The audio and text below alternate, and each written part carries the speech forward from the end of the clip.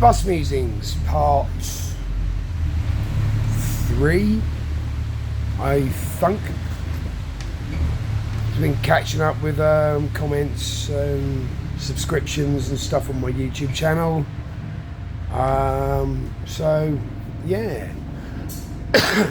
Steadily getting the hang of that. But, you know, I think this is going to be continuing the theme of Righteous Fury. That'd be a good name for a spaceship or a galleon or something like that. Or a tank. Yeah. Well, there's already been a tank called Fury. So let's talk, changing the subject, but it's related, about the historical inaccuracies and downright silliness of an otherwise superb film, Fury, starring Brad Pitt, who isn't a tad shit. He's really good. I do like him as an actor. I've got a lot of respect for him. First thing, and I owe this one to Lindy Bage, fantastic channel for people who like their history, and he does current events as well. So he's really cool, really eccentric, and I like him a lot. Hi, Lindy. And basically, he went for a ride in Fury at Bovington Tank Museum. They've got a fantastic channel as well. And, excuse me, and explained that variant of Sherman that was in the movie as Fury wasn't even a variant of the Sherman that was produced during the war. Okay? Don't know why. And other than that, there are a few other things. It's like, why in the famous scene where Tiger 131, you know, which is the only, I believe it's still the only working Tiger tank left in the world. Could be different, could be wrong there, because I know there's another one in development. But he was coming to go, why would you, is it him or someone else? I hope I got the right acknowledgement. But why would you come steaming forward to face 5 Shermans when you could have just sat where you were and taken them out from range? Because the Tiger could do that. So that was another problem in an otherwise really fantastic film, I thought. Grim as all hell, but Grim, by the way, means Odin, just in case you didn't know. It's his day, it's Odin's day. Bye. And sorry. And basically, that last half an hour, 3/4 of an hour, when the otherwise organised elite unit of Germans suddenly forgets how to fight properly. They get outsmarted by one tank. I mean, to be fair, stuff like that has happened in history. But it's like, really? Mighty Jingles, hello Jingles. He comments on the same thing, so this is a fairly concurrent theme. Well, like the sniper, German sniper, who can't get a clean shot at Brad Pitt's overexposed and unprotected head. We know it's for drama, of course it is. It's the same as where in any historical movie, knowing the main characters are wearing a helmet on the battlefield, and in real life it'd be, right, there goes his head, bonk, gone. I know it's done for a dramatic license, but the dumbing down of otherwise, excuse me, good TV shows, movies, games even, it gets a bit ridiculous sometimes.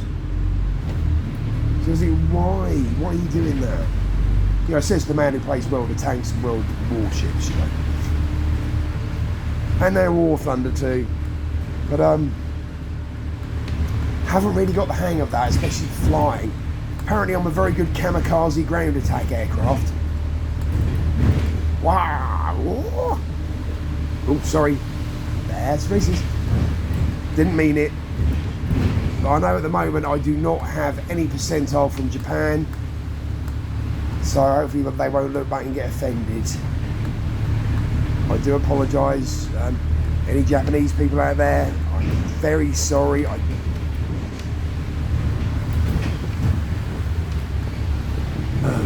Oops. Gotta start watching myself, you know. I've had over 1,000 views on my channel. Some of it's me re-watching myself because I'm vain like that.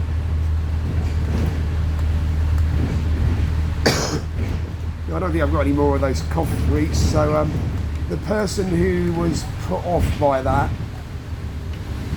I do, but I will refrain from doing that today just for you. I try and cater to my clientele, and I don't even charge for the privilege. There's something that Lindy Bays put up. There was just an advert for the lottery flashing up on the big neon sign over there. And Lindy Bays, yet again, I'll quote him again, put up a quote of his about it. It said, "The lottery is a tax upon idiots." Think about it. You know, people who otherwise think they're paying no tax or hardly any tax that could fund homelessness, education, the NHS, and all those other things that charities have to represent these days because the government doesn't want to pay for them. And we're on fury. Well, this makes me furious. So there's a tenuous connection there. It makes me furious that people are so pig ignorant to believe that they're getting a good deal. I'm pretty sure Labour won't be much different, but... And I'm simmering slightly because despite being a top contributor on Jack Abbott's page, you know, the local Labour candidate, despite the fact I've done some leafleting, but I was told I've got a couple of weeks to do it in, so 3-4 weeks even, a month. But I've already done some.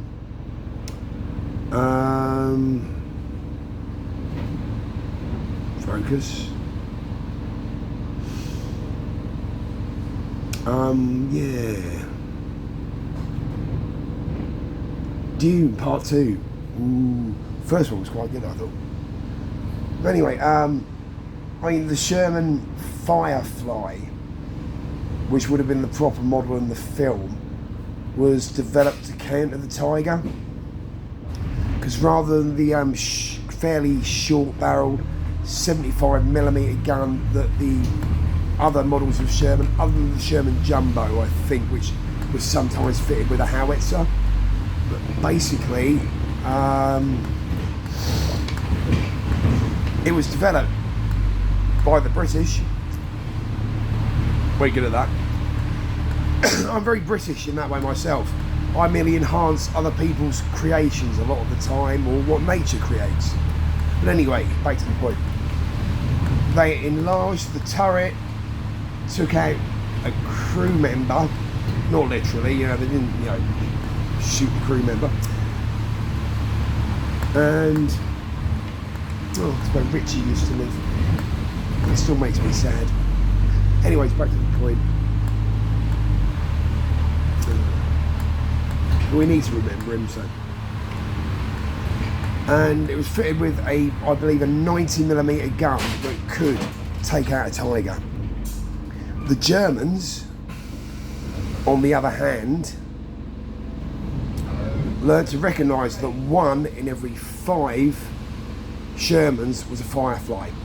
And the gun obviously was longer and had a distinctive muzzle brake, so they learned to take out the Firefly, which could damage them from distance, first.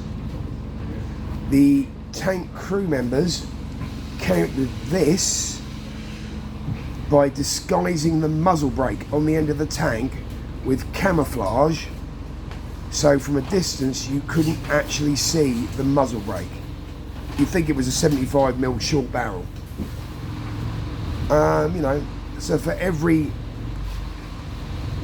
you know, counter move, there is another counter move.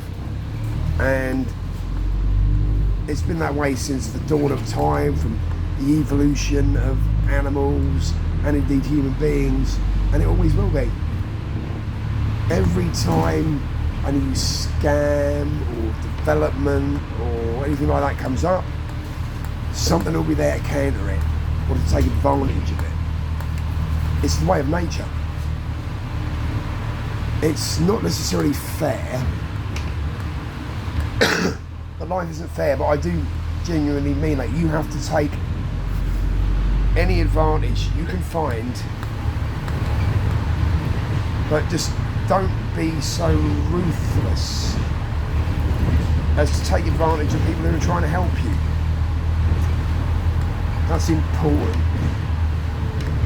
But yeah, anyways, back round to my initial subject.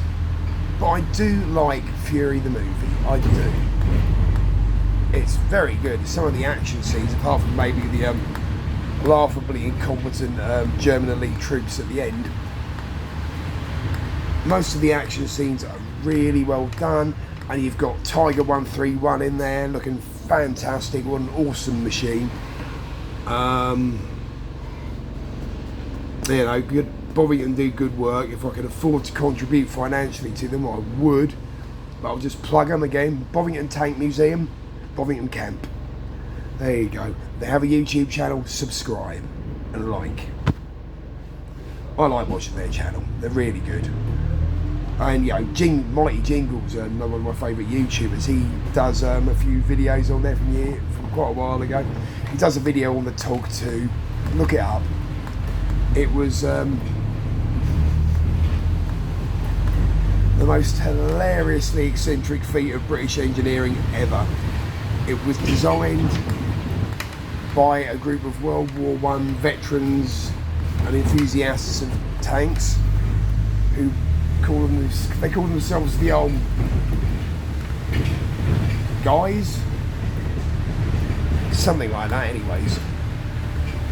And they developed the Tog 2 to basically refight World War I. And of course that didn't happen, so it was hilariously long, hilariously slow, not very well armoured, but had a really good gun. It would have just got slaughtered by the German tanks had it ever seen combat. But it's glorious.